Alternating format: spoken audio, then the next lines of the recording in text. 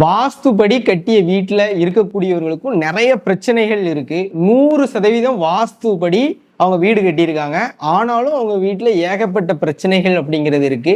அதற்கான உண்மையான காரணங்கள் என்ன? வாஸ்துங்கிறது பொய்யா அல்லது வாஸ்துபடி கட்டின வீட்லேயும் ஏன் அவங்களுக்கு கஷ்டங்கள் அப்படிங்கிறது வருது அப்படிங்கிறத பற்றி பார்க்கலாம்.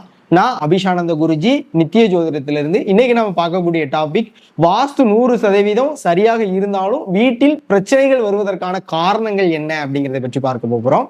அதாவது வாஸ்து அப்படிங்கிறது நம்மளுடைய வீட்டில் ஒரு குழந்தையை போன்றது. ஓகேவா?